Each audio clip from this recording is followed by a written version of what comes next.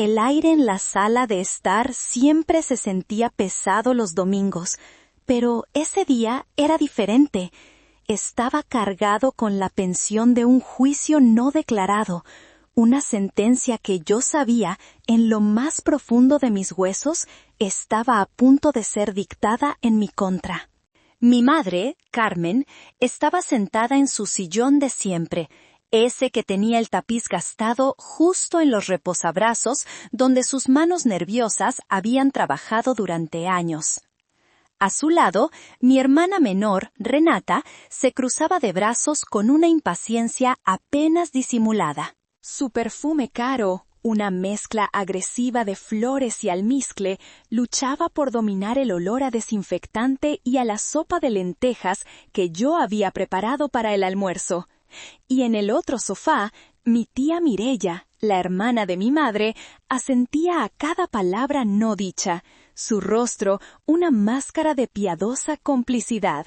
Yo estaba de pie, cerca de la puerta, como si una parte de mí ya supiera que no me quedaría mucho tiempo. Mis manos, resecas por años de trabajo, estaban entrelazadas frente a mi delantal. Elara, comenzó mi madre, su voz con ese tono falsamente suave que siempre precedía a una exigencia irrazonable. Hemos estado hablando sobre papá. Asentí, sin decir nada. Mi padre, Arturo, se desvanecía día a día en la niebla del Alzheimer. Cuidarlo se había vuelto una tarea de 24 horas. Renata resopló, impaciente. «Mamá, déjate de rodeos. Elara, la situación es insostenible. El cuidador que contratamos renunció ayer. Dijo que papá se pone muy difícil por las noches». «Lo sé», respondí en voz baja. «Yo soy quien lo atiende cuando ustedes no están». «Exacto», dijo Renata, inclinándose hacia adelante. El brillo de sus uñas de gel, perfectamente cuidadas, captó la luz. Y por eso hemos tomado una decisión. Es lo mejor para la familia. Vi cómo intercambiaba una mirada con mi madre. Necesitas dejar tu trabajo y hacerte cargo de papá a tiempo completo. Sentí un frío helado recorrer mi espalda, a pesar del calor de la tarde. ¿Dejar mi trabajo? Renata, es de lo que vivo. Cuidar a la señora Rodríguez me da lo justo para mis gastos y para ayudar aquí en la casa. Por favor, se burló ella. No me digas que con lo poco que te pagan por limpiar ancianos no puedes simplemente dejarlo. Es tu deber, Elara. Nosotras tenemos maridos, vidas, responsabilidades. Tú solo tienes ese trabajito tuyo. Cada palabra era un pequeño corte, preciso y cruel. Ese trabajito, como ella lo llamaba, era mi independencia, mi dignidad, el único espacio en el mundo que era verdaderamente mío.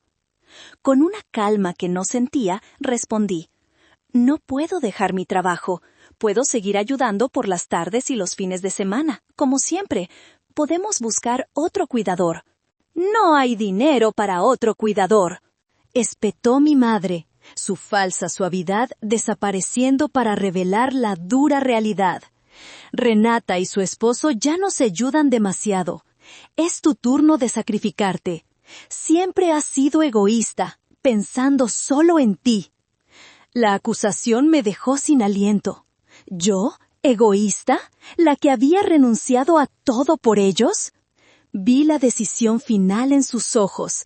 Me estaban acorralando. «No», dije, y el sonido de mi propia voz, firme y clara, me sorprendió. «No voy a dejar mi trabajo». El silencio que siguió fue profundo, pesado. Renata me miró con puro veneno en los ojos. Mi tía Mireya negó con la cabeza, como si yo fuera una causa perdida. Y mi madre me miró con una frialdad que me heló el alma. Se levantó de su sillón, su pequeña figura encorvada por la edad, pero sus ojos llenos de una autoridad terrible. Caminó hacia mí y se detuvo a un palmo de distancia. Muy bien, dijo. Su voz era un siseo. Si no sirves a tu familia, no mereces estar aquí.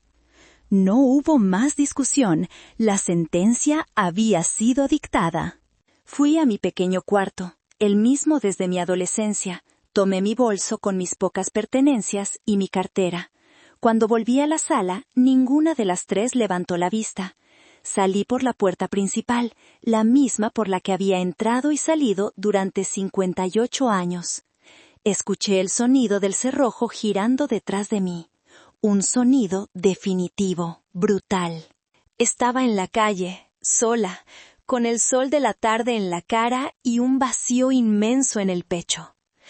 El frío de la acera se sentía incluso a través de mis zapatos gastados, pero no era nada comparado con el hielo que se instalaba en mi pecho.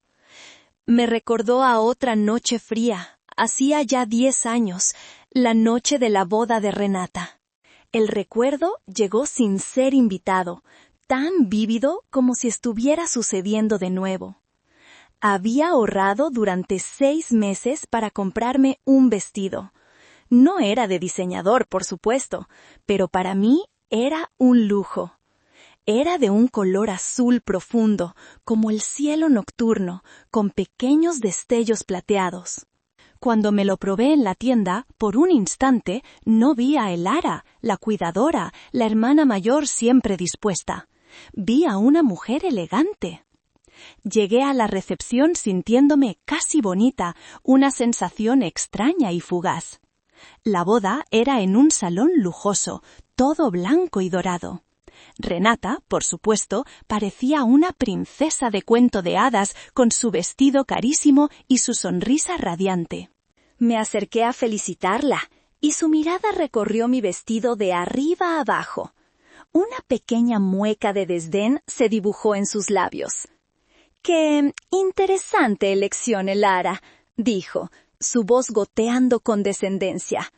«Casi pareces una señora, pero ten cuidado, no te vayan a confundir con una de las invitadas importantes».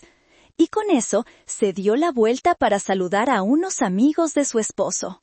La pequeña burbuja de confianza que había construido a mi alrededor se desinfló. Pasé la siguiente hora sintiéndome fuera de lugar, sosteniendo mi copa con manos torpes. Entonces mi madre me encontró. «Elara, qué bueno que te veo», dijo, sin siquiera comentar mi apariencia. «Los meseros están desbordados con el brindis». «¿Por qué no vas a la cocina y ayudas a servir las copas de champán? Tú eres rápida para esas cosas». No era una pregunta, era una orden. Miré mi vestido azul, mi pequeño lujo. Luego miré a mi madre, cuyo universo giraba en torno a las apariencias y a complacer a su hija predilecta. «Pero, mamá, soy una invitada», susurré, sintiendo cómo se me encogía el estómago. «No seas ridícula», respondió ella bruscamente. «Es la boda de tu hermana. Tienes que ayudar. Anda, anda». Fui a la cocina. El calor y el ruido me golpearon al instante. El chef me miró con extrañeza. «¿Se le ofrece algo, señora?»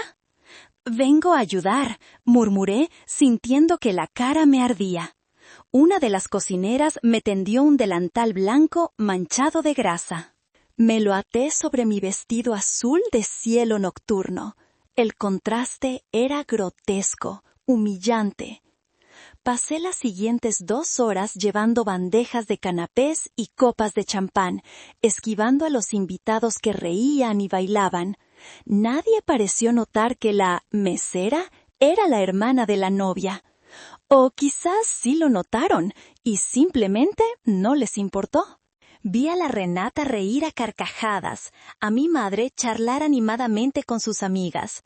Para ellas yo me había vuelto invisible, fundida con el personal de servicio, que era, supongo, el lugar al que sentían que pertenecía. Cuando el grueso del trabajo terminó, me quité el delantal. Mi hermoso vestido estaba arrugado y tenía una pequeña mancha de vino tinto cerca del dobladillo. Me sentí como una niña a la que le habían roto su juguete favorito. Regresé al salón, pero la magia, si alguna vez la hubo, se había roto. Me senté en una mesa vacía en un rincón y observé el resto de la fiesta desde la distancia. Ya no era una invitada, era una empleada que había terminado su turno. Esa noche, al volver a casa, me quité el vestido y nunca más me lo volví a poner. Quedó colgado en el fondo de mi armario, un recordatorio silencioso y azul de mi verdadero lugar en mi familia.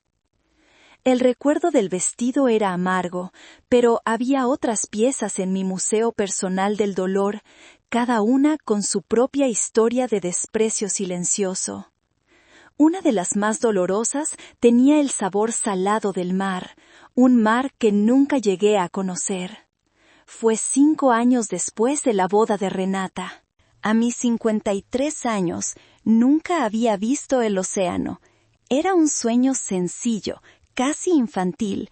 Imaginaba el sonido de las olas, la sensación de la arena caliente bajo mis pies, el olor del aire salado.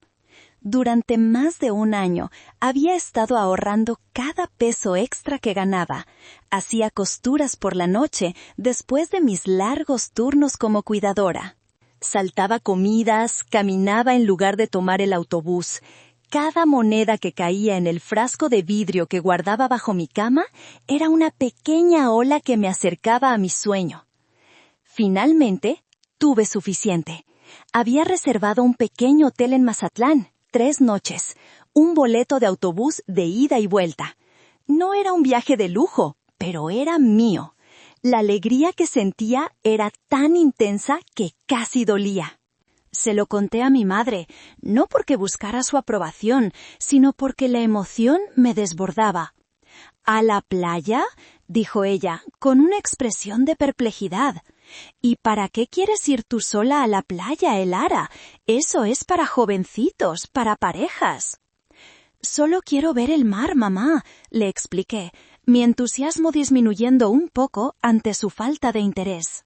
2 semanas antes de mi viaje, Renata llegó a casa de visita. Su rostro estaba demacrado y sus ojos hinchados. Se pasó 1 hora en la cocina con mi madre, hablando en susurros.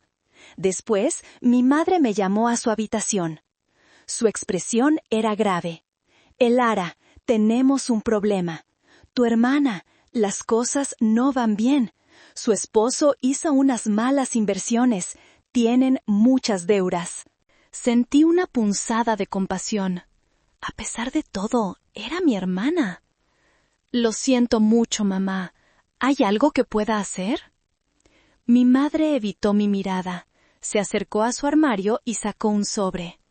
«Renata necesita dinero, urgentemente, para pagar la colegiatura de los niños, para que no les corten la luz. Es una emergencia». «Entiendo, pero yo no tengo mucho, mamá. Apenas tengo lo de mi viaje». Entonces ella me miró, y en sus ojos no había pena por Renata, sino una determinación fría. «Ya lo sé», dijo. «Tomé el dinero de tu frasco. Aquí está». Me tendió el sobre. Dentro estaban todos mis ahorros. «Tu hermana lo necesita más. ¿Tú para qué quieres ir a la playa sola? Ya habrá tiempo para eso». El mundo pareció detenerse. El sonido en mis oídos se convirtió en un zumbido agudo. Ella no me había preguntado. Había entrado en mi cuarto, mi único espacio privado. Había tomado mi sueño y se lo había dado a mi hermana sin la menor consideración. «Mamá, no tenías derecho», susurré. Mi voz temblaba. «Soy tu madre. Claro que tengo derecho», replicó, su voz subiendo de tono. «La familia es primero, y tu hermana te necesita. Deberías estar agradecida de poder ayudar, en lugar de quejarte por un capricho tonto». No discutí. ¿Qué sentido tenía? Tomé el sobre, salí de su habitación y fui a la cocina, donde Renata estaba sentada, sorbiendo una taza de té ya más calmada. Puse el sobre en la mesa frente a ella. «Aquí tienes», dije, mi voz vacía de toda emoción. Ella tomó el sobre, lo abrió y contó el dinero. Ni siquiera me dio las gracias. Solo dijo, «Sabía que harías lo correcto, Elara. Para eso está la familia». Esa tarde, cancelé mi reservación de hotel y mi boleto de autobús. Me devolvieron una pequeña parte del dinero que usé para comprar la despensa de la casa de mis padres para las siguientes 2 semanas. Esa noche, mientras me dormía, en lugar de soñar con el sonido de las olas, solo podía escuchar el crujido del papel moneda siendo contado por las manos de mi hermana. Si la humillación del vestido fue pública y el robo de mis vacaciones fue una traición personal, la pieza más desoladora de mi museo era un silencio. Un silencio profundo y absoluto en un día que, para mí, estaba lleno de un ruido ensordecedor de pena. Fue hace 2 años, el 20 de marzo, el día en que mi hijo, Mateo, habría cumplido 30 años. Murió en un accidente de moto cuando tenía 17. Cada año, en su cumpleaños y en el aniversario de su muerte, el mundo se sentía un poco más gris. Pero ese año, cumplir 30, se sentía como un hito de una vida no vivida, y el dolor era particularmente agudo. No esperaba una celebración, por supuesto. Mi familia nunca había sido buena con las emociones, especialmente con las mías. Pero en el fondo de mi corazón, una pequeña y tonta parte de mí esperaba algo, un abrazo, un «¿Cómo estás, hija?». Un simple reconocimiento de que ese día era diferente, que era difícil.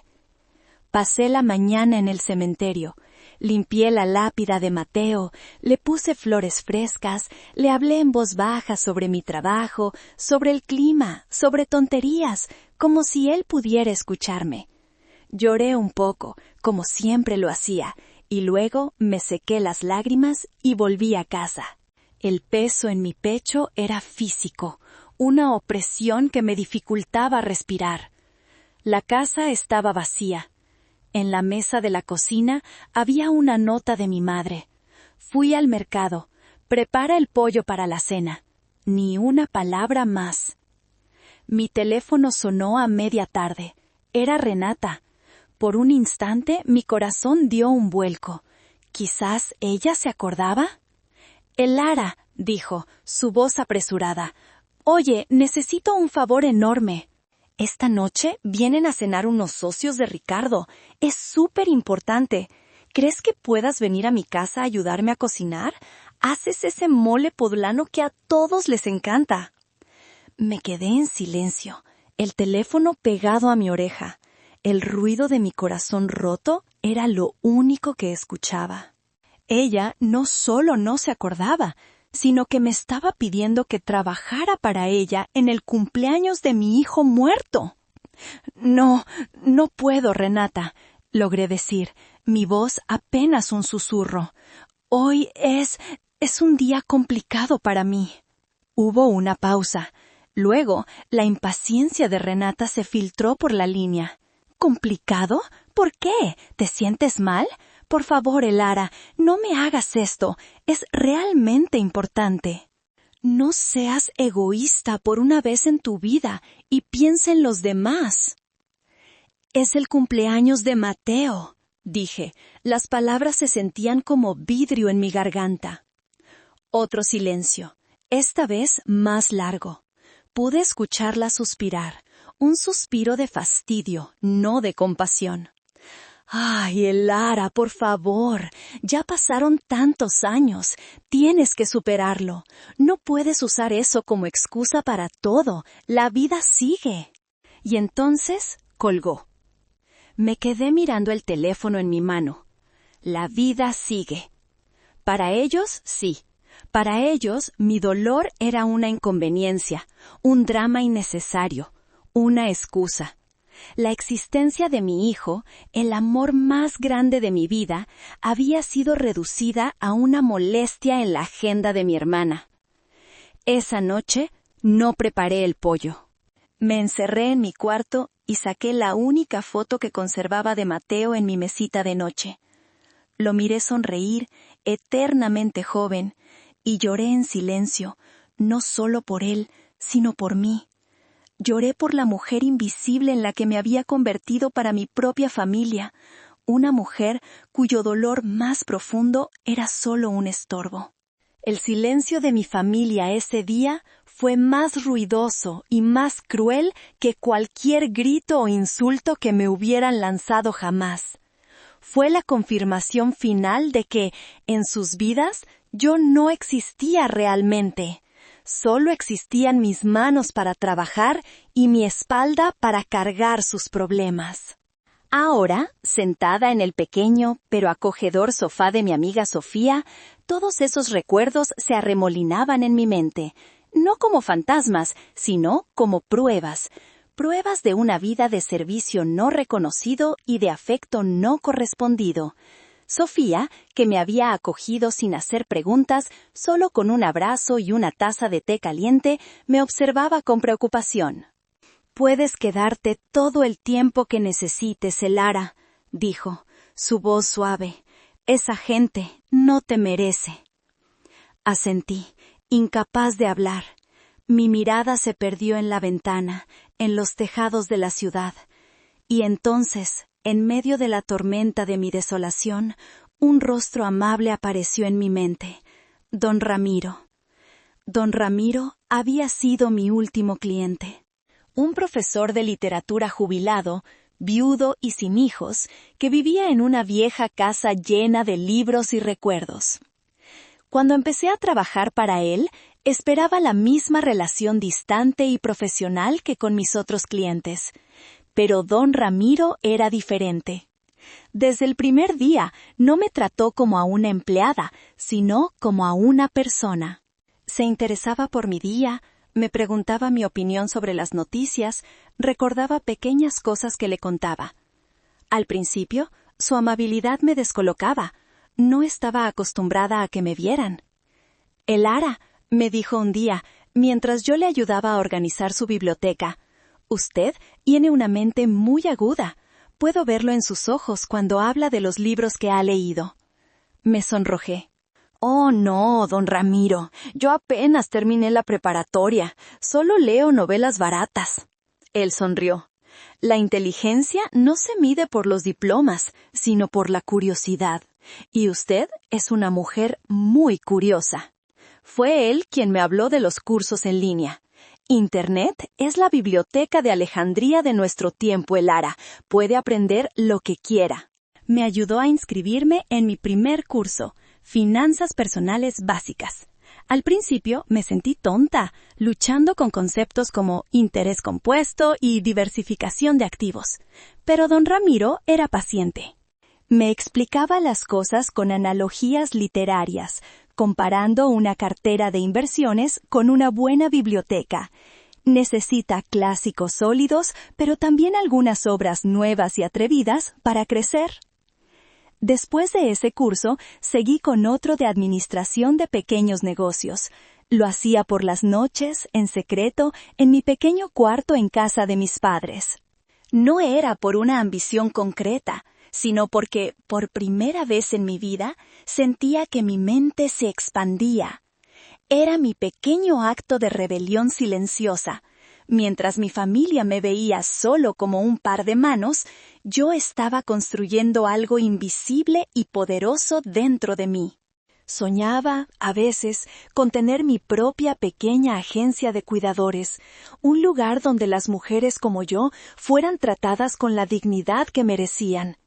Don Ramiro fue mi único confidente. Celebraba mis pequeñas victorias, como cuando finalmente entendí cómo funcionaba el mercado de valores. «La mente es el activo más valioso que tenemos, Elara», me decía a menudo, sus ojos brillando detrás de sus gruesos lentes. «Cultívela siempre.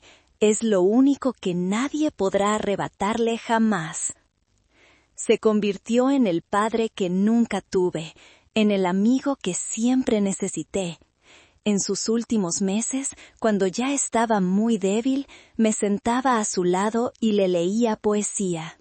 Él me escuchaba con los ojos cerrados, una pequeña sonrisa en sus labios. En esa casa silenciosa, rodeada de libros, encontré una familia más real que la que compartía mi sangre.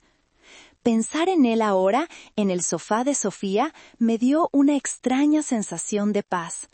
Él había visto algo en mí que mi propia familia se había negado a ver. Y sus palabras resonaron en mi cabeza. Es lo único que nadie podrá arrebatarle jamás. Se refería a mi mente, a mi conocimiento. Y en ese momento sentí una pequeña chispa de fuerza regresar a mi cuerpo exhausto. Pasaron 3 días. 3 días en un limbo de incertidumbre, durmiendo en el sofá de Sofía, comiendo lo que ella amablemente compartía conmigo. Durante el día, mientras ella trabajaba, yo me dedicaba a buscar un nuevo empleo. Enviaba solicitudes en línea para puestos de cuidadora, de recepcionista, de lo que fuera. Cada enviar se sentía como un pequeño grito en el vacío. Tenía 58 años. ¿Quién querría contratar a una mujer de mi edad con tan poca experiencia fuera del cuidado de personas? La preocupación económica era una bestia agazapada en un rincón de mi mente, lista para saltar. Mis ahorros eran mínimos. La mayor parte de mi sueldo siempre se había ido en la casa de mis padres, en sus medicinas, en sus caprichos. El jueves por la mañana mi teléfono vibró. Era un número desconocido. Dudé en contestar. Podría ser Renata, llamando desde otro teléfono para exigirme algo más. Pero una extraña intuición me hizo deslizar el dedo por la pantalla. «Bueno», dije, mi voz sonando más débil de lo que pretendía. «Buenos días, ¿hablo con la señora Elara Valdés?», preguntó una voz masculina, profesional y seria. «Sí, soy yo». «Señora Valdés, mi nombre es Fernando Morales, del bufete de abogados Morales y Asociados. Fui el abogado y albacea del señor Ramiro Benítez». Mi corazón dio un vuelco. Don Ramiro había fallecido hacía casi 2 meses. Asistí a su pequeño funeral, donde solo estuvimos el abogado, una sobrina lejana que no veía desde hacía años, y yo. «Sí, por supuesto, licenciado Morales. ¿Sucede algo?» «Verá, hemos estado intentando localizarla. La dirección que teníamos registrada era la de sus padres, pero parece que ya no reside allí». Sentí una punzada de vergüenza. No, tuve que mudarme. «Entiendo. Bueno, el motivo de mi llamada es que es necesario que se presente en mi oficina lo antes posible». Como sabe, el señor Benítez falleció, y es mi deber llevar a cabo la lectura de su testamento. Su presencia es indispensable. Me quedé en silencio, confundida. ¿Mi presencia? Pero yo solo era su cuidadora. Hubo una pausa al otro lado de la línea. El licenciado Morales pareció elegir sus palabras con cuidado. «Señora Valdés, el señor Benítez era un hombre muy particular y muy claro en sus deseos. Le aseguro que su presencia no es solo necesaria, es fundamental. ¿Podría venir mañana a las 10 de la mañana?» Sí, claro», tartamudeé, mientras mi mente se aceleraba. ¿Qué podría ser? Quizás don Ramiro, en su generosidad, me había dejado una pequeña suma de dinero. Unos miles de pesos como agradecimiento. La idea me llenó de una gratitud abrumadora. Incluso una pequeña cantidad sería un salvavidas en mi situación actual. «Perfecto, le enviaré la dirección por mensaje de texto. La esperamos mañana, señora Valdés». Colgué el teléfono, mi corazón latiendo con una mezcla de tristeza por el recuerdo de don Ramiro y una pequeña semilla de esperanza. Una pequeña ayuda del cielo, enviada por el único hombre que me había tratado con verdadera dignidad. No tenía idea, en ese momento, de que esa llamada no era una pequeña ayuda. Era el sonido de mi vida entera a punto de cambiar de forma irrevocable. Era la primera nota de una sinfonía que yo misma, sin saberlo, había estado componiendo durante años. El edificio del bufete Morales y Asociados estaba en el corazón financiero de la ciudad, un mundo de cristal y acero que se sentía a 1.000.000 de kilómetros de mi realidad. Mi vestido, el más formal que tenía, parecía pobre y gastado bajo las luces halógenas del vestíbulo. Me sentí pequeña, fuera de lugar, como una hoja seca arrastrada a un palacio de mármol. El licenciado Morales me recibió en persona. Era un hombre de unos 50 años, con cabello plateado en las sienes y una mirada que transmitía calma y autoridad. Me condujo a una sala de juntas con una enorme mesa de madera pulida y una vista panorámica de la ciudad. «Gracias por venir, señora Valdés», dijo, indicándome que tomara asiento. «¿Café? ¿Agua?» «Agua está bien, gracias». Mientras su asistente me servía un vaso de agua, el abogado abrió un portafolio y sacó un documento grueso atado con un listón. Era el testamento. «Seré directo», comenzó, juntando las manos sobre la mesa. El señor Benítez no tenía familiares cercanos. Su única sobrina, a quien seguramente conoció, recibirá un pequeño legado simbólico. El resto es para usted. Parpadeé, segura de haber oído mal. ¿Disculpe? El abogado sonrió levemente. Don Ramiro era un hombre metódico y muy sabio. Provenía de una familia adinerada y fue un inversor muy astuto en su juventud. A lo largo de los años, su patrimonio creció considerablemente. Hizo una pausa, mirándome directamente a los ojos. Me dejó instrucciones muy claras y también me dejó esto para usted. Me tendió un sobre sellado. Con manos temblorosas lo abrí. Dentro había una carta escrita con la caligrafía elegante y un poco temblorosa de don Ramiro. «Mi querida Elara», comenzaba. «Si está leyendo esto, significa que mi tiempo en esta biblioteca terrenal ha terminado. No esté triste. He vivido una vida plena. En mis últimos años, usted fue la luz inesperada que la iluminó. Vi en usted no a una cuidadora, sino a una mujer de una inteligencia y una fortaleza extraordinarias, atrapada en circunstancias injustas. Durante años la observé estudiar en secreto, cultivar su mente con una tenacidad que me maravillaba. Este dinero, Elara, no es un regalo, es una herramienta, es la oportunidad que la vida le negó. Sé que sabrá usarlo con la misma sabiduría con la que elige sus libros y cuida de los demás. No es caridad, es justicia para una mente brillante. Vuele alto, mi querida amiga, el cielo es suyo». Las lágrimas corrían por mis mejillas sin que pudiera detenerlas. Eran lágrimas de duelo, sí, pero también de una validación tan profunda que me sacudió hasta los cimientos. Alguien me había visto. Alguien había entendido quién era yo realmente. Levanté la vista hacia el licenciado Morales, que me observaba con una expresión de respetuosa paciencia. ¿El patrimonio?», pregunté, mi voz ahogada. El abogado carraspeó y consultó sus papeles.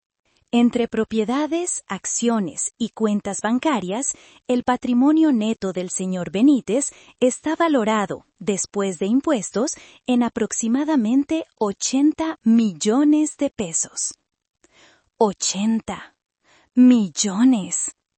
La cifra era tan astronómica, tan fuera de mi comprensión, que mi cerebro se negó a procesarla. Era un ruido blanco. Me aferré a los brazos de la silla para no marearme. 80 millones. Podría comprar 100 casas como la de mis padres. Podría viajar por el mundo. Podría hacer cualquier cosa. Pero en ese momento, mientras el shock inicial comenzaba a disiparse, No pensé en lujos, pensé en las palabras de don Ramiro. Una herramienta, inteligencia, justicia.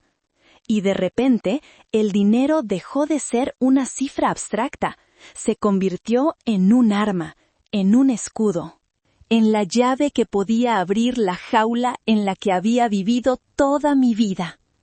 Miré al licenciado Morales y por primera vez desde que entré en ese edificio me sentí a la altura. Me sequé las lágrimas y mi voz, cuando hablé, ya no temblaba. «Licenciado», dije, «necesito que me asesore. Tengo un plan». Regresé al apartamento de Sofía como si flotara en un sueño. Le conté todo, mostrándole la carta de don Ramiro. Mi amiga gritó de alegría, me abrazó, bailó por su pequeña sala.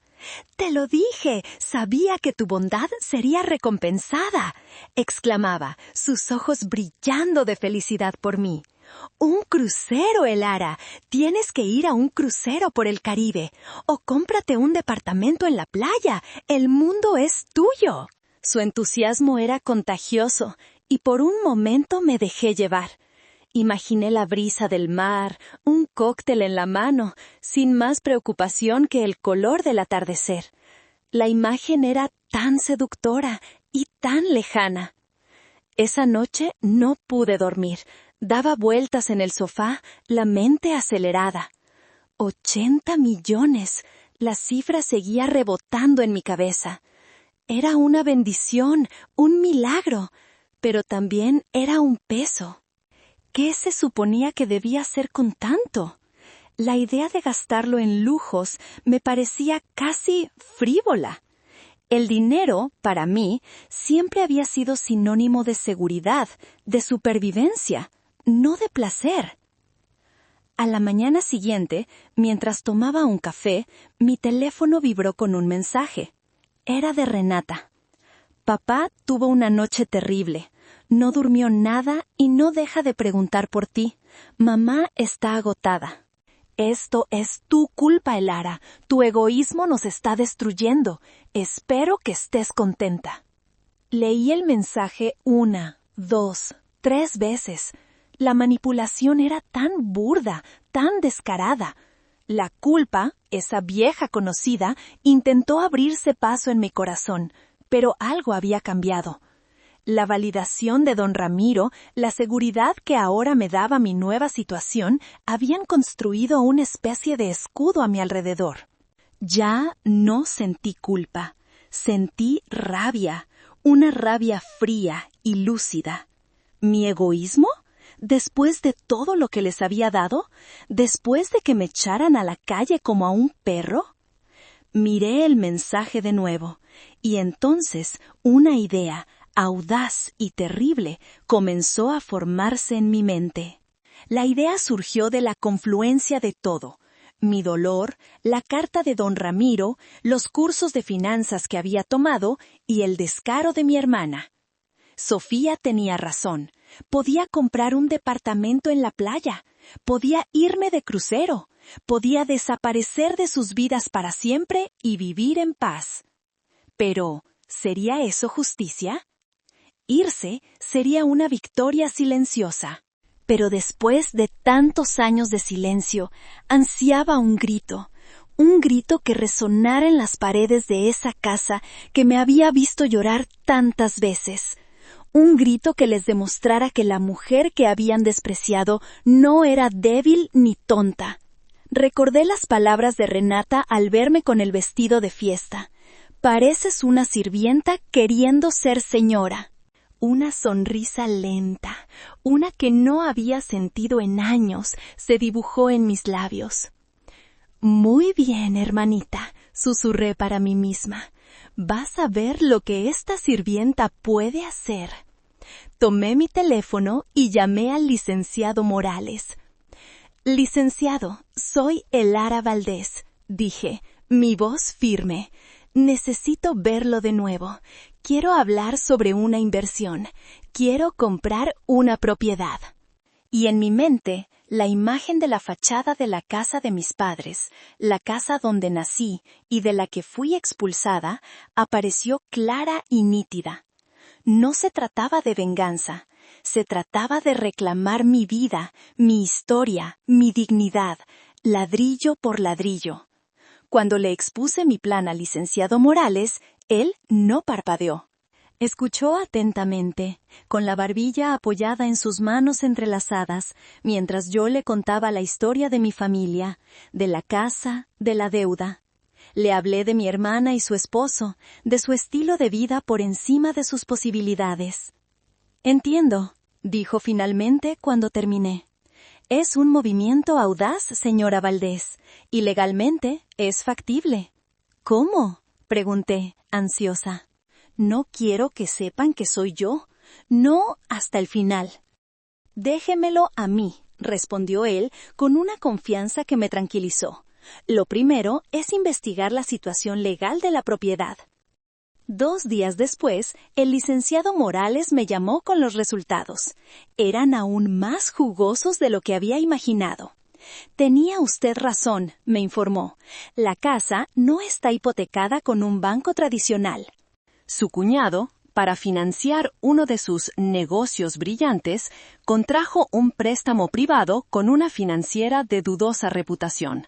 Las tasas de interés son predatorias y, como usted sospechaba, están a punto de incumplir el próximo pago, que es el más grande de todos. «¿Y eso qué significa?», pregunté. «Significa que el prestamista probablemente esté nervioso. Prefieren recuperar su inversión rápidamente a tener que pasar por un largo proceso de ejecución hipotecaria. Están en una posición vulnerable y nosotros vamos a aprovecharlo». El plan era brillante en su simplicidad. No intentaríamos comprar la casa, compraríamos la deuda.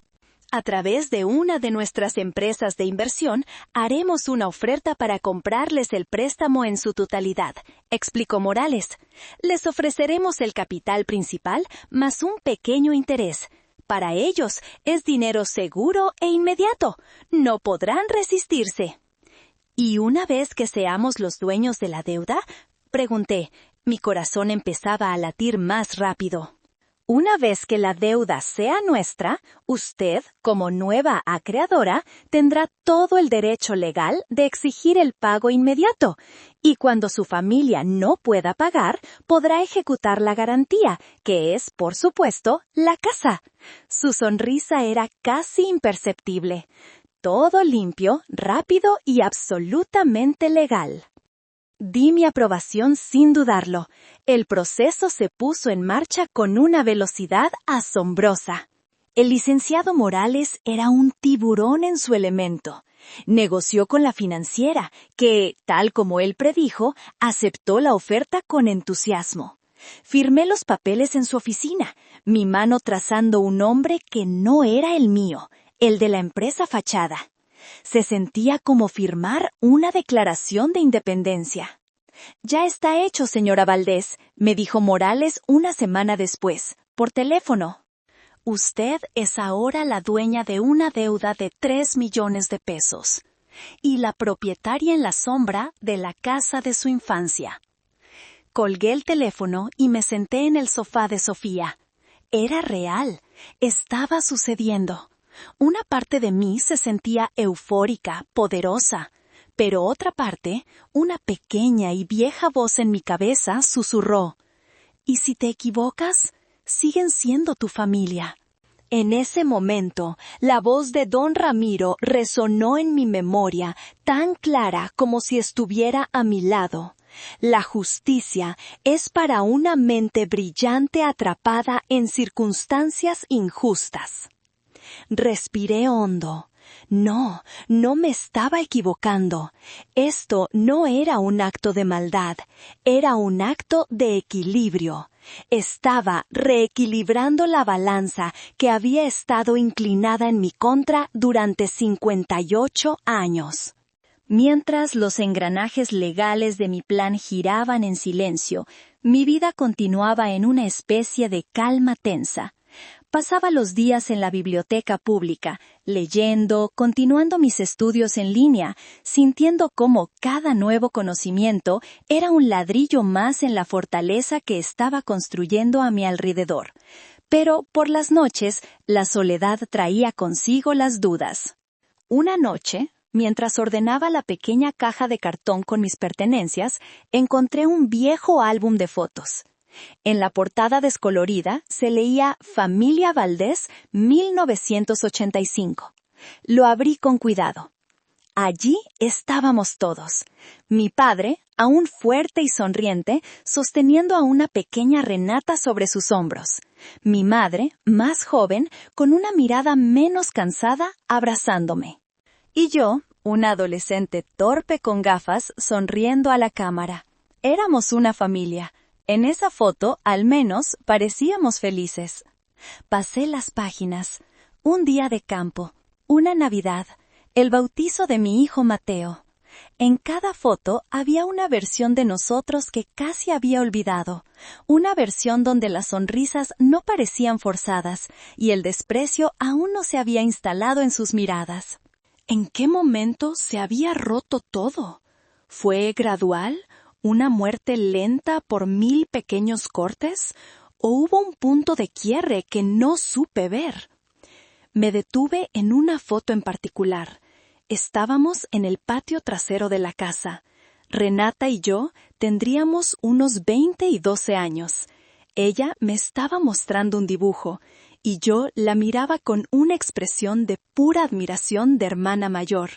Recuerdo ese día. Recuerdo que la quería. Recuerdo que habría hecho cualquier cosa por ella. Una lágrima solitaria y caliente rodó por mi mejilla y cayó sobre el plástico protector de la foto. ¿Era esta la misma mujer a la que ahora estaba a punto de dejar en la calle? ¿Me había convertido en alguien tan cruel como ellos? El teléfono sonó, sacándome de mis pensamientos. Era mi madre.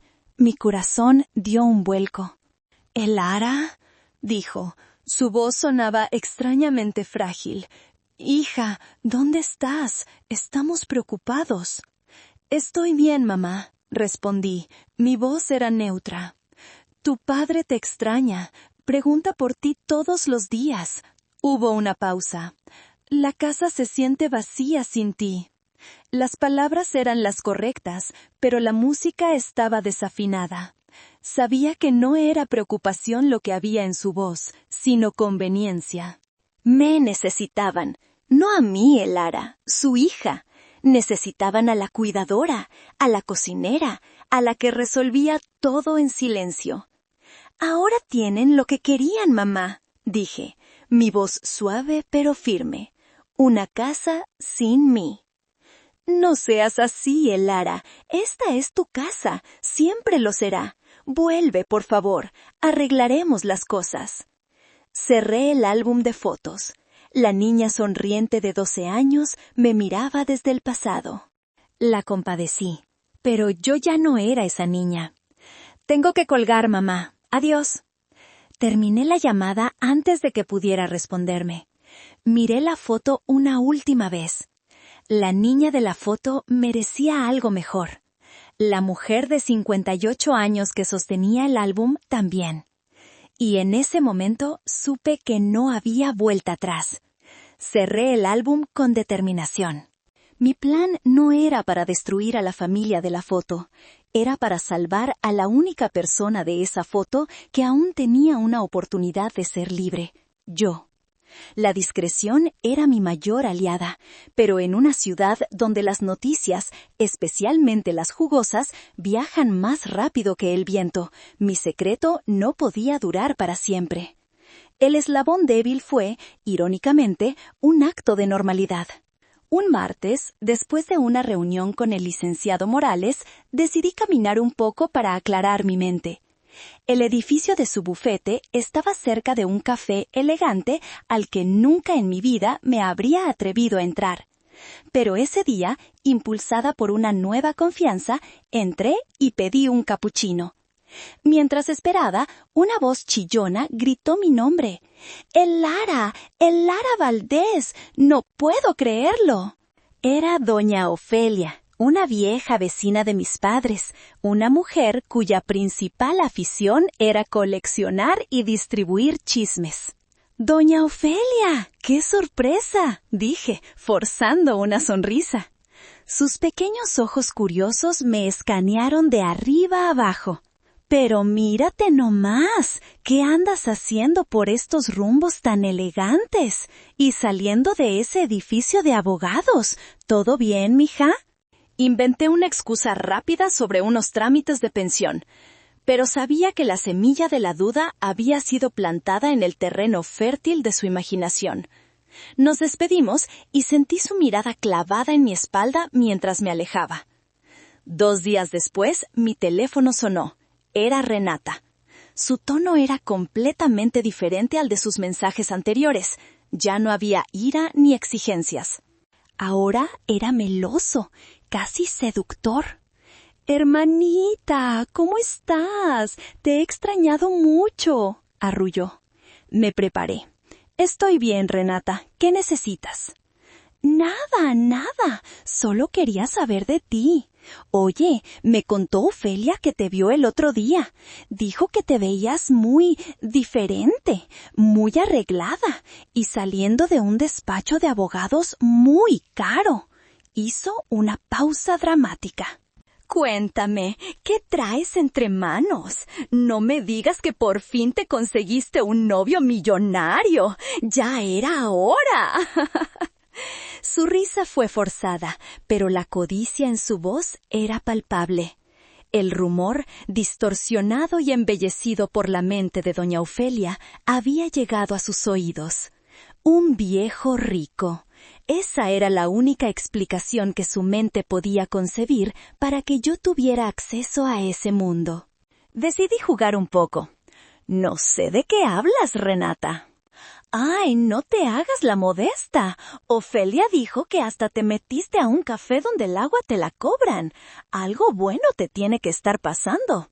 Oye, y hablando de cosas buenas, ¿no te sobrará un dinerito? Ricardo anda un poco apretado este mes y...» Ahí estaba, la mano extendida. Ni siquiera esperó a confirmar el rumor. La simple posibilidad de que yo tuviera dinero era suficiente para que intentara sacar provecho. Sentí una oleada de asco, pero mi voz permaneció tranquila. «Lo siento, Renata, no puedo ayudarte». Su tono cambió instantáneamente. La miel se convirtió en hiel. «¿Ah, no? ¿O no quieres? ¡Qué rápido se te subieron los humos! Si de verdad andas con un viejo rico, lo menos que podrías hacer es compartir con tu familia. La sangre es la sangre, Lara». «Tienes razón, Renata», dije, y saboreé cada palabra. La sangre es la sangre, y a veces puede ser muy venenosa. Colgué antes de que pudiera responder. La llamada fue una revelación. Confirmó, más allá de toda duda, que para mi hermana yo no era una persona. Era un recurso sin explotar hasta ahora. Su reacción ante un simple rumor me demostró que mi plan, por duro que pareciera, era el único camino posible. No solo estaban ciegos a mi valor como persona, sino que su codicia era un pozo sin fondo, y yo ya no estaba dispuesta a dejar que me arrojaran a él. La conversación me dio la última pieza de armadura que necesitaba. La duda se había ido. Solo quedaba la determinación. Una semana después de la llamada de Renata, el licenciado Morales me citó en su oficina. «El último paso está dado», me anunció, con una expresión de satisfacción profesional. La notificación legal fue enviada esta mañana. Mi corazón empezó a latir con fuerza. ¿Qué dice exactamente? Es un documento formal y directo. Informa a los deudores, es decir, a su cuñado y a su hermana como copropietaria, que la deuda ha sido adquirida por una nueva entidad de inversión, Inversiones Futuro S.A., Sonrió, un nombre que elegí por su optimismo. Les notifica que, según los términos del contrato original, el nuevo acreedor tiene el derecho de solicitar el pago total e inmediato del capital pendiente más los intereses acumulados, y que estamos ejerciendo ese derecho.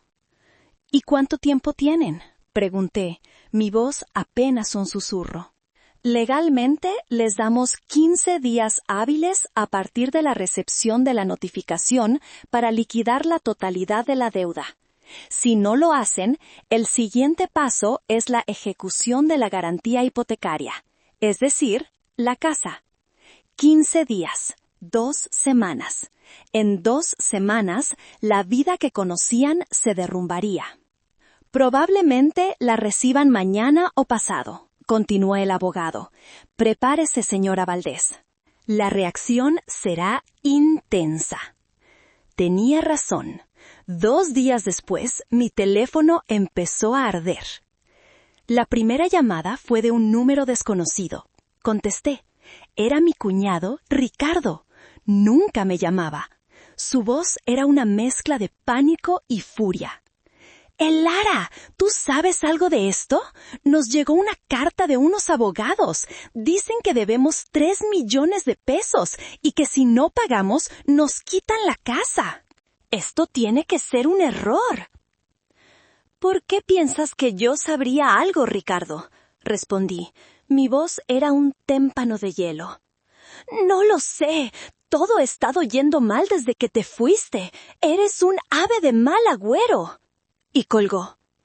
La siguiente llamada fue de Renata. Estaba histérica. Lara, tienes que ayudarnos. Nos van a quitar la casa, nuestra casa, la casa de mis hijos. Lloraba y gritaba al mismo tiempo. Tú tienes que tener dinero, ese viejo rico tuyo. Por favor, Lara, te lo ruego. Préstanos el dinero. Te lo devolveremos, te lo juro. Era casi cómico. La misma mujer que me había humillado y despreciado durante décadas, ahora me suplicaba, basándose en un rumor que ella misma había embellecido. No tengo nada que prestarte, Renata, dije con frialdad. ¡Mentirosa! ¡Egoísta! ¡Siempre has sido un egoísta!, gritó, su desesperación convirtiéndose en odio. Te vas a arrepentir de esto. Cuando estemos en la calle, será tu culpa. Después de ella, llamó mi madre. Su táctica fue la culpa. Hija, no sé qué está pasando, pero tu hermana está destrozada. Tienes que perdonarla. Somos familia. No puedes dejarnos solos en un momento así.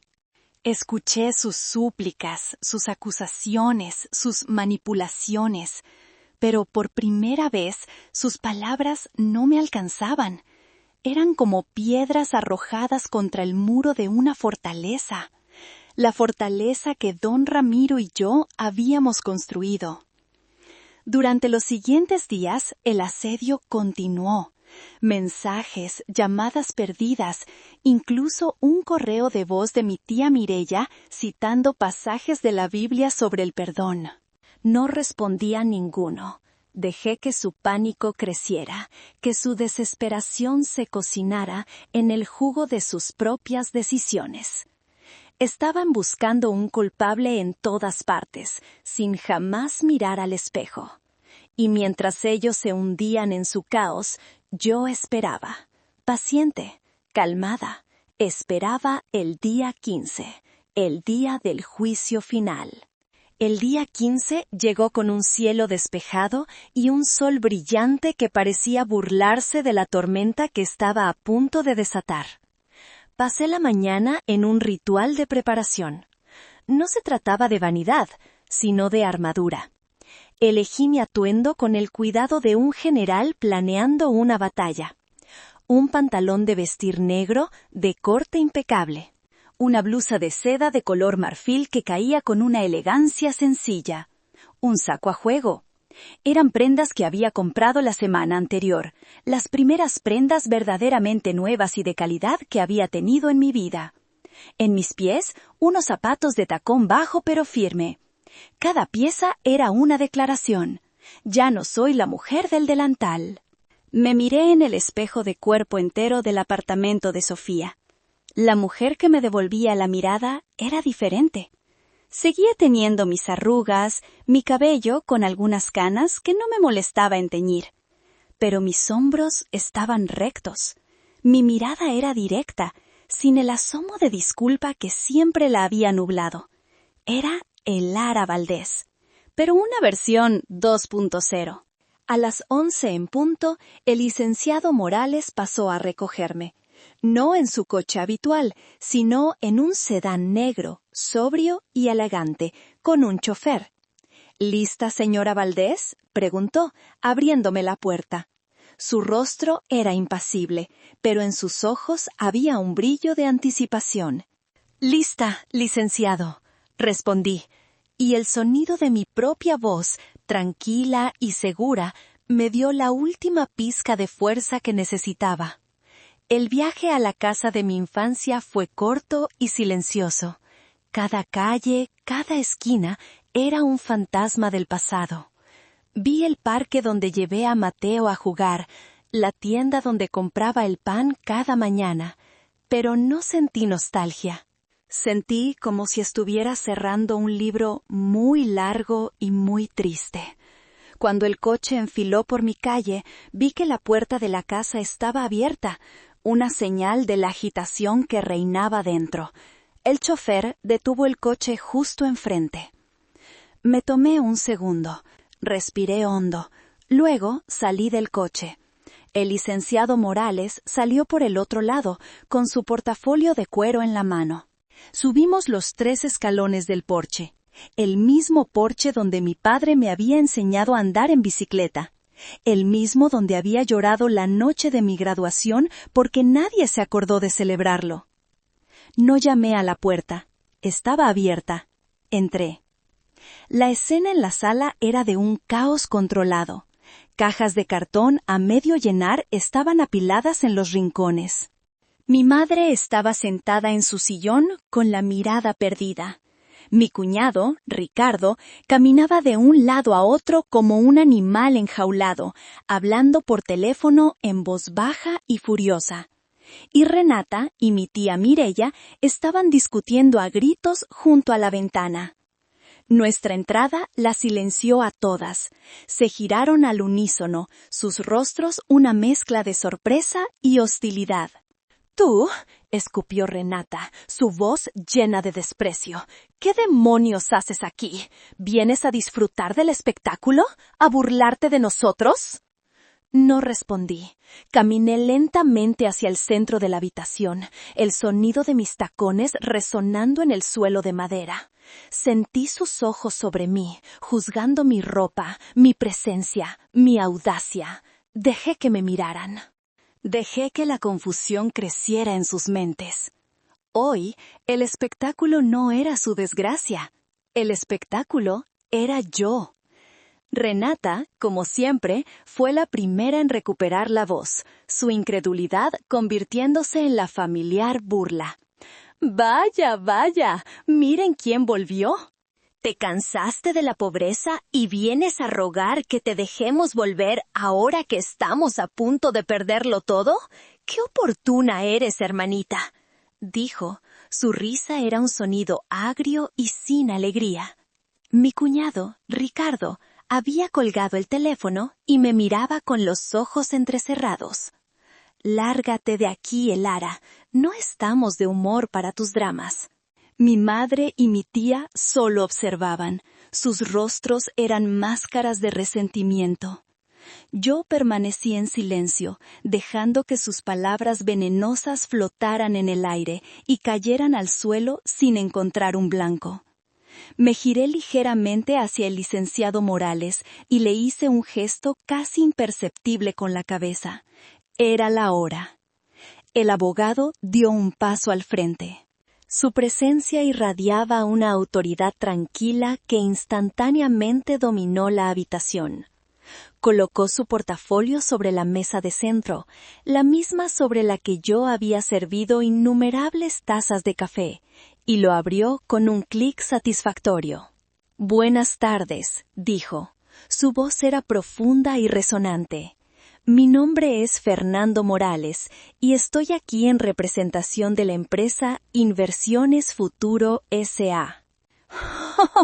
Renata soltó otra carcajada. ¿Y a nosotros qué nos importa? ¿Viene a decirnos que nos vayamos más rápido? Pues lárguense ustedes. El licenciado Morales no se inmutó. Sacó una carpeta de su portafolio. Estoy aquí por el asunto de la deuda que los señores Ricardo y Renata Herrera tienen con mi cliente, deuda que está garantizada con esta propiedad. Ya lo sabemos, gruñó Ricardo. No tenemos el dinero. Es todo. Vendrán y se llevarán la casa. Fin de la historia. No exactamente, dijo Morales, y una pausa deliberada colgó en el aire. Verán, mi cliente es una persona comprensiva, pero también es una persona de negocios y me ha dado instrucciones muy específicas. Abrió la carpeta y sacó un documento. Era el título de propiedad, pero no el de ellos, era uno nuevo. Señores, continuó el abogado, su tono ahora formal y cortante. Dado que su deuda no ha sido pagada en el plazo estipulado, la garantía ha sido ejecutada. Legalmente, ustedes ya no son los propietarios de esta casa. «¡Eso ya lo sabemos, idiota!», gritó Renata, perdiendo la compostura. «Permítame terminar», dijo Morales. Su voz era seda y acero. Lo que quizás no saben es quién es mi cliente, quién es el dueño de Inversiones Futuro S.A., quién, a partir de este preciso instante, es la única y legal propietaria de este inmueble. Hizo una pausa dramática y sus ojos se movieron de los rostros confundidos de mi familia hacia mí. «Les presento a la nueva dueña de esta propiedad», anunció, y su voz llenó cada rincón de la habitación. La señora Elara Valdés. El silencio que siguió fue absoluto, total. Fue un silencio tan denso que parecía tener peso, un silencio que absorbió todo el aire de la habitación. Vi cómo las piezas se encajaban en sus mentes, cómo la incredulidad luchaba contra la horrible comprensión. Vi el color desaparecer del rostro de mi madre. Vi a Ricardo abrir la boca, pero sin emitir ningún sonido. Y vi el rostro de Renata. Su expresión pasó de la burla a la confusión, de la confusión al shock, y del shock a una máscara de puro y lívido horror. En ese silencio, yo di un paso al frente, y por primera vez en mi vida, en esa casa, me sentí verdaderamente en casa. El hechizo del silencio se rompió con el sonido más inesperado, una carcajada. Fue Renata. Echó a reír, un sonido agudo e histérico que rebotó en las paredes desnudas. «¡Estás loca!», graznó, señalándome con un dedo tembloroso. «¡Completamente loca! ¿Tú? ¿Dueña de qué? Si no tienes ni dónde caerte muerta. Esto es un chiste, ¿verdad? Una broma de muy mal gusto». Buscó la confirmación en los rostros de los demás, pero no la encontró. Mi madre parecía haber envejecido 10 años en 10 segundos. Ricardo la miraba a ella, luego a mí, luego a los papeles en la mesa, su mente tratando de procesar una realidad imposible. «¿De dónde sacarías tanto dinero?», continuó Renata, su risa convirtiéndose en un grito. «Responde, ¿robaste? ¿Te acostaste con ese abogado? ¿O es que tu viejo rico se murió y te dejó todo?». Sus palabras, diseñadas para herirme, ya no tenían poder. Eran los ladridos desesperados de un animal acorralado. Finalmente hablé. Mi voz no era fuerte, pero era clara, y cortó el aire como un cuchillo. «No, Renata», dije, mirándola directamente a los ojos. «No robé. No me acosté con nadie. Y sí, el hombre del que te burlabas, el viejo rico, falleció, pero no era mi amante, era mi amigo. El único amigo verdadero que he tenido en mucho tiempo. Di un paso más cerca de la mesa. Su nombre era Don Ramiro.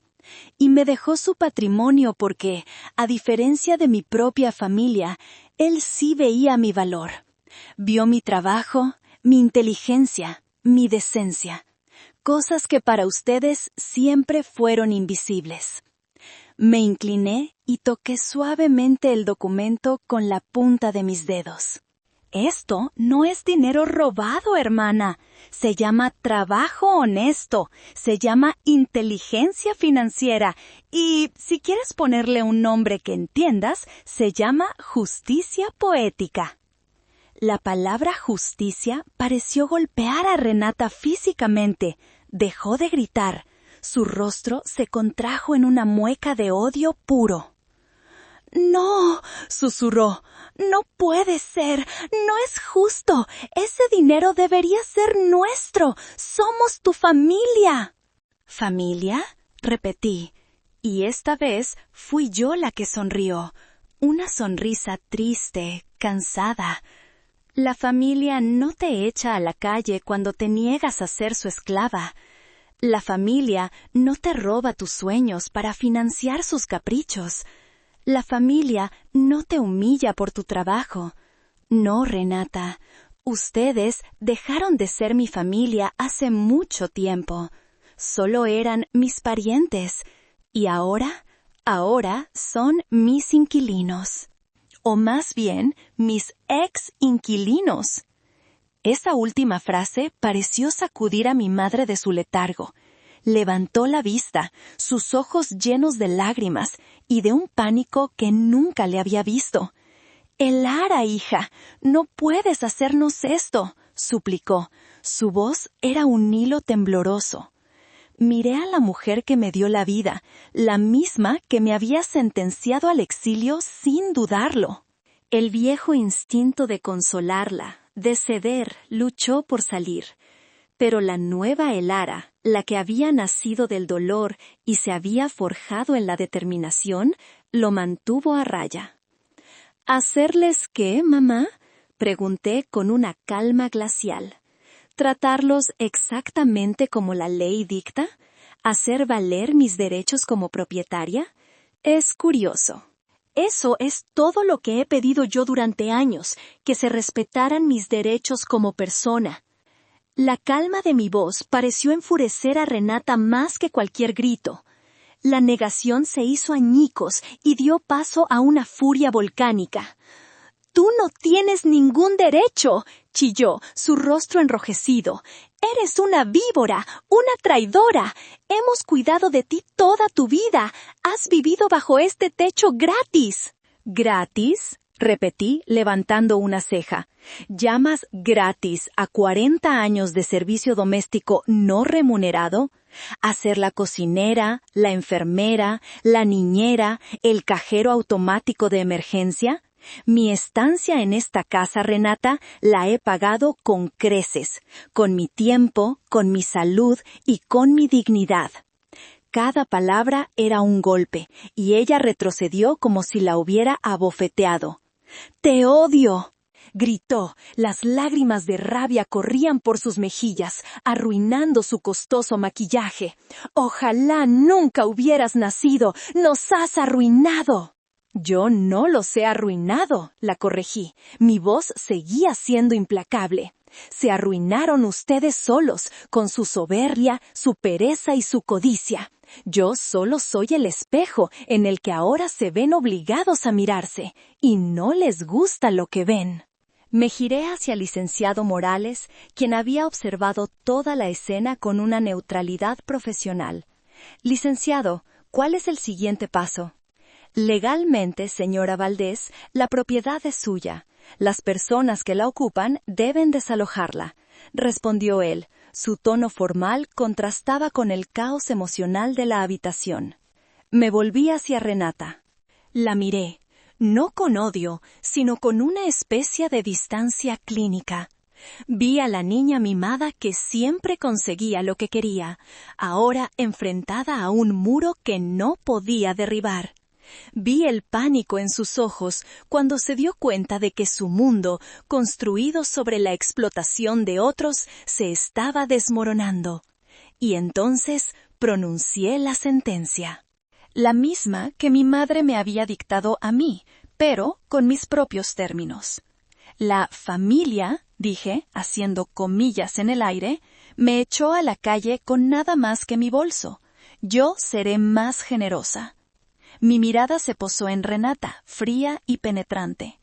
Tienes 24 horas para sacar tus cosas y las de tu marido de mi propiedad. Si mañana a esta hora queda algo tuyo aquí, lo consideraré basura y lo desecharé. Luego, mi mirada se movió hacia mi tía Mireya. Tú, tía, tienes 1 hora. Sé que vives cerca. El colapso de Renata fue total.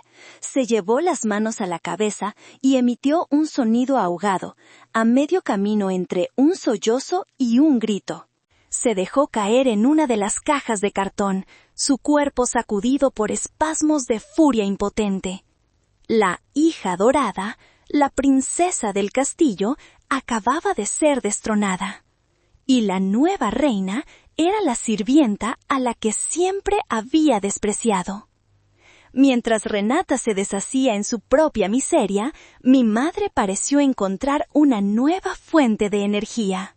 Se levantó de su sillón, sus movimientos eran lentos y frágiles, y se acercó a mí. Su rostro estaba surcado de lágrimas, su expresión era la de una suplicante. «Elara, hija mía, por favor», susurró, intentando tomar mis manos. Instintivamente las retiré. La frase «hija mía» sonaba extraña, hueca, como una palabra en un idioma extranjero. ¿Cuántos años habían pasado desde la última vez que la había usado con genuino afecto? «No puedes hacernos esto», continuó, su voz temblaba. «Soy tu madre, este es tu padre, no tenemos a dónde ir. ¿Nos vas a echar a la calle, a tu propia sangre?» La miré, vi a la anciana asustada, pero también vi a la mujer que había presidido mi juicio y dictado mi exilio. Vi a la cómplice silenciosa de cada humillación que Renata me había infligido. Vi a la ladrona de mis sueños de ver el mar. «Curioso que te acuerdes de que soy tu hija ahora, mamá», respondí. Mi voz era suave, pero no había compasión en ella. «¿No te acordaste cuando me quitaste mis ahorros? ¿No te acordaste en el cumpleaños de Mateo? Y ciertamente no te acordaste el día que me dijiste que si no servía, no merecía estar aquí». Ella retrocedió, como si mis palabras fueran golpes físicos. «Estaba enfadada, hija, no lo decía en serio. Tú sabes que te quiero». «¿Me quieres, mamá? ¿O quieres la seguridad que mi dinero puede comprarte ahora? Porque tu amor siempre ha tenido un precio, y yo ya no estoy dispuesta a pagarlo». Se deshizo en llanto, un llanto amargo y desesperado. «¿Qué vamos a hacer? ¿Qué va a ser de nosotros?» La observé llorar. Una parte de mí, el viejo hábito de la compasión, sintió una punzada de lástima, pero era una lástima distante, como la que se siente por un extraño en las noticias. El vínculo que nos había unido se había estirado tanto y durante tanto tiempo que finalmente se había roto. No había forma de repararlo. «No te preocupes, mamá», dije finalmente, y mi voz tenía un tono de finalidad. «No soy como ustedes, no te dejaré en la calle». Un destello de esperanza apareció en sus ojos llorosos. «Pero las cosas van a cambiar», continué. Mi tono era ahora el de alguien dictando los términos de un tratado de paz, o más bien de una rendición. «Esta casa ya no es tuya. Las reglas ya no las pones tú, las pongo yo. Y vas a tener que aprender a vivir con eso». Ella me miró, la esperanza en sus ojos muriendo lentamente, reemplazada por la cruda comprensión de su nueva realidad. Había perdido el control, había perdido el poder, había apostado todo a su hija adorada y había perdido. Y ahora su futuro dependía enteramente de la misericordia de la hija a la que siempre había considerado de segunda clase. La ironía era tan amarga que casi podía saborearla en el aire. Con la autoridad que me conferían los documentos legales y, más importante aún, décadas de dolor reprimido, comencé a dictar los términos del nuevo orden. Me dirigí a mi madre, pero mis palabras eran para todos los presentes. Primero, papá, dije, y mi voz no admitía réplica. Mañana, a primera hora, vendrá una ambulancia para trasladarlo a la Estancia Dorada, la mejor residencia para personas mayores de la ciudad. Tendrá cuidados médicos las 24 horas, terapia ocupacional y un jardín precioso. Todo será pagado por mí. Se acabaron los cuidadores que renuncian y la carga insostenible. Tendrá la atención profesional que merece. Ricardo, que había estado en silencio hasta entonces, murmuró: Eso cuesta una fortuna. Tengo una fortuna, respondí sin mirarlo, y la usaré como me plazca. Y me place que mi padre, a pesar de todo, pase sus últimos años con dignidad. Luego me volví hacia mi madre. Segundo tú, mamá, puedes quedarte en esta casa, pero no como la dueña, ni siquiera como una invitada de honor. Te quedarás como una inquilina sin renta. Te asignaré el cuarto de servicio, el que está junto a la cocina. Es pequeño, pero tiene su propio baño. Aprenderás lo que es vivir en el espacio que siempre me asignaste a mí. ¿El cuarto de servicio? ¿Yo? Pero soy tu madre. Y yo soy la dueña de la casa, repliqué con calma. ¿Es eso o puedes irte con Renata? La elección es tuya. Sabía que no se iría. El miedo a la incertidumbre era mayor que su orgullo herido. Tercero, continué, mi mirada barriendo la habitación. Mi tía Mireya se va ahora mismo. Y Renata, ya le he dicho, 24 horas. Me acerqué a ella, que seguía sollozando en el suelo. Me agaché, no con compasión, sino para que escuchara cada palabra. Nunca más volverás a poner un pie en esta casa, Renata. Nunca más me volverás a dirigir la palabra. Para mí, a partir de hoy, estás muerta. ¿Entendido? Ella solo sollozó más fuerte, un sonido patético. Finalmente, me erguí y me dirigí a todos. Habrá más reglas. Haré una lista, pero la regla principal es esta. Esta es mi casa, mi santuario, y aquí solo se respira paz. Se acabaron los gritos, las manipulaciones, el desprecio. Cualquier alteración a mi paz resultará en la expulsión inmediata y permanente. Me giré hacia el licenciado Morales. Licenciado, ¿podría supervisar que la señora Mireya y los señores Herrera desalojen la propiedad en los plazos establecidos? Con mucho gusto, señora Valdés. Caminé hacia la puerta. Antes de salir, me detuve y miré por última vez la escena. Mi tía, recogiendo su bolso con manos temblorosas. Mi cuñado, pálido y derrotado. Mi hermana, un desastre en el suelo. Y mi madre, de pie en medio de la sala, pareciendo una frágil estatua de sal. No sentí triunfo, no sentí alegría, sentí calma, una calma profunda y extraña.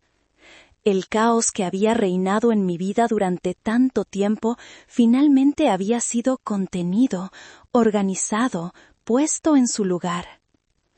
Salí al porche y respiré el aire fresco. No estaba haciendo esto por venganza. La venganza es una emoción caliente, y yo me sentía fría y lúcida.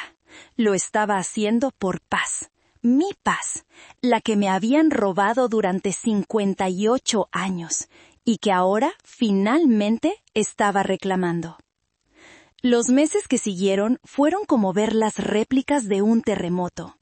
Desde la distancia segura de mi nueva vida, observé cómo las estructuras que antes parecían tan sólidas se desmoronaban. Renata y Ricardo, como era de esperar, no cumplieron el plazo de 24 horas. El licenciado Morales tuvo que enviar a un cerrajero para cambiar las cerraduras al día siguiente. Dejaron la casa hecha un desastre, llevándose cosas que no eran suyas. No me importó. Hice que un equipo de limpieza vaciara todo y lo donara a la caridad. Su caída fue rápida y dura. Sin el apoyo financiero de mis padres, que ahora dependían de mí, y con sus deudas acumuladas, su matrimonio de apariencias no pudo sobrevivir. Se divorciaron en medio de una batalla legal amarga y pública. Ricardo se fue de la ciudad para escapar de sus acreedores. Renata, por primera vez en su vida, tuvo que buscar un trabajo de verdad. La última vez que supe de ella, a través de Sofía, trabajaba como cajera en un supermercado. Su rostro amargado y su manicura impecable, ahora una memoria lejana. Mi madre aceptó su nuevo lugar en la casa con una resignación silenciosa. Ocupó el cuarto de servicio. Nuestra relación se convirtió en algo formal y distante. Yo me aseguraba de que tuviera comida y sus medicinas, pero no había conversaciones, no había afecto. Era como vivir con un fantasma cortés. A veces la veía sentada en la cocina, mirando por la ventana con una expresión de infinita tristeza, y me preguntaba si alguna vez entendió realmente el daño que había hecho. Mi padre, en cambio, floreció en la residencia. Lejos de la tensión del hogar, su ansiedad disminuyó. Los cuidadores profesionales sabían cómo manejar sus episodios de confusión con paciencia y cariño. Lo visitaba 2 veces por semana. A veces, en sus momentos de lucidez, me tomaba la mano y me decía: «Eras una buena hija, Elara». En esos momentos sentía que una pequeña parte de mi corazón herido sanaba. Fiel a mi palabra, vendí la casa de mi infancia. Tenía demasiados fantasmas. Con una parte del dinero, compré un hermoso penthouse en la zona más moderna de la ciudad. Tenía una terraza con vistas a las montañas, llena de plantas. Era mi paraíso. Con el resto, y en honor al hombre que lo hizo posible, creé la Fundación Ramiro Benítez. Una organización sin fines de lucro dedicada a otorgar becas a mujeres de bajos recursos que trabajaban como cuidadoras, para que pudieran estudiar, para que tuvieran las herramientas para construir su propia independencia, tal como yo lo había hecho. Mi vida se llenó de propósito. Pasaba los días supervisando la fundación, entrevistando a candidatas, viendo en sus ojos la misma hambre de conocimiento que yo había tenido. Encontré una nueva familia en estas mujeres, una hermandad basada en el respeto mutuo y las experiencias compartidas. Ya no era invisible. La gente me escuchaba. Mi opinión importaba. Me había convertido, irónicamente, en la matriarca que mi madre siempre había intentado ser, pero no a través del control y la manipulación, sino a través del empoderamiento y la generosidad. Esta mañana, el sol entra a raudales por los ventanales de mi apartamento, iluminando las hojas de mis orquídeas. El aroma a café recién hecho impregna el aire. Sofía está aquí, sentada en mi terraza, leyendo el periódico. Nos hemos vuelto inseparables. Estamos planeando nuestro primer gran viaje juntas, un mes recorriendo el sur de Italia. Mi vida es tranquila, plena y mía. El ruido constante de las necesidades y demandas de mi familia ha sido reemplazado por el canto de los pájaros y el murmullo del viento en la terraza. Mientras sirvo el café, mi teléfono vibra sobre la encimera de mármol. Es un mensaje de un número desconocido, Pero sé quién es. Es Renata. Es el primer contacto que intenta en casi un año. Con una curiosidad desapegada, abro el mensaje. Es largo. Me cuenta que ha estado yendo a terapia, que ha empezado a entender muchas cosas sobre su comportamiento, sobre su miedo, sobre nuestra infancia. Escribe sobre cómo su vida de lujos era una mentira y cómo, extrañamente, trabajar en el supermercado le ha enseñado una humildad que nunca conoció. Sé que probablemente es demasiado tarde, escribe hacia el final, y sé que un lo siento no puede borrar una vida de dolor, pero necesito decírtelo de todos modos. Lo siento, Elara. Lamento no haber sido la hermana que merecías. Lamento no haberte visto nunca. Eres la mujer más fuerte que conozco. Entenderé si nunca quieres volver a saber de mí. Pero si alguna vez, en el futuro, encuentras en tu corazón un pequeño espacio para un café, me encantaría empezar de nuevo. Leo el mensaje 2 veces. Las palabras parecen sinceras. La mujer que escribió esto no es la misma Renata que me echó de casa. Quizás la gente puede cambiar. Sostengo el teléfono en mi mano. Podría responder. Podría abrir una puerta que cerré con tanto esfuerzo. Podría explorar la posibilidad de una reconciliación. Miro a Sofía, que me sonríe desde la terraza. Miro mis orquídeas floreciendo bajo el sol. Escucho el silencio pacífico de mi hogar, la paz. Me costó 58 años encontrarla. Es el tesoro más preciado que poseo. Con una sonrisa suave, apago la pantalla del teléfono y lo dejo sobre la encimera, boca abajo. Tomo las tazas de café y salgo a la terraza. El sol calienta mi rostro. Perdonar no significa volver a confiar, ¿o sí? Perdonar no significa que tengas que devolverle a alguien la llave de tu casa, la llave de tu paz. He perdonado en mi corazón, por mí, para liberarme del peso del rencor. Pero, ¿abrir esa puerta de nuevo? Me siento junto a Sofía y le paso su taza. Miro el horizonte de la ciudad, un futuro que ahora se extiende brillante y lleno de posibilidades. Hice lo correcto al elegir mi paz por encima de un lazo de sangre que solo me trajo dolor, ¿verdad? ¿Ustedes qué harían en mi lugar?